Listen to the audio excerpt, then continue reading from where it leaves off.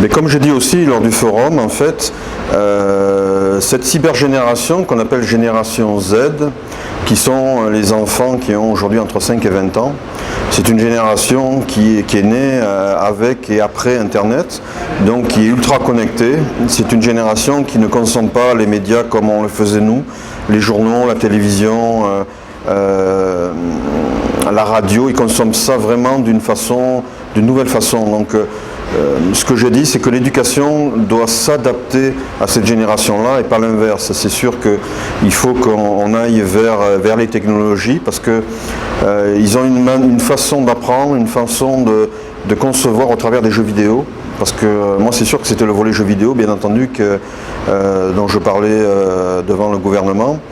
On a une masse de jeunes qui jouent à des jeux vidéo qui est énorme, qui est un pourcentage de plus de 80% de la population des jeunes, et puis ils passent un nombre incalculable d'heures à jouer à ces jeux vidéo-là, mais l'éducation ne s'est pas approprié, on va dire, ce temps-là. C'est-à-dire que c'est complètement ignoré par l'éducation. Alors qu'au travers de jeux sérieux, on pourrait bien évidemment essayer d'éduquer ces enfants-là au travers de ce qu'ils aiment aujourd'hui.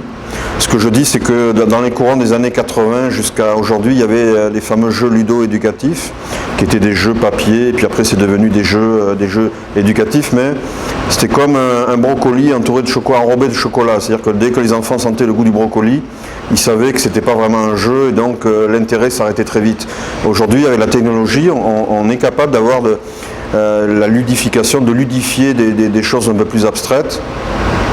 Et puis ce que j'ai dit aussi, c'est qu'au travers par exemple des imprimantes 3D, l'imprimante 3D qui est une technologie qui sera commune dans les prochaines années, je pense que l'éducation devrait se l'approprier aujourd'hui et puis permettre, je dirais, à faire des cours dans des thèmes un peu abstraits comme, je sais pas, la géométrie par exemple. Quel intérêt? L'intérêt est évident de pouvoir imprimer une forme géographique, une forme et puis de pouvoir la toucher, de pouvoir la sentir, de pouvoir... Ça change un peu la donne qu'on a avec les mathématiques, avec la géométrie, et puis ça peut aller dans beaucoup de...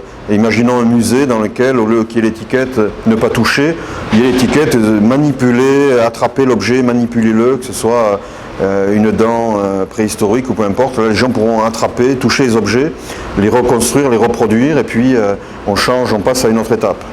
Je pense que c'est important.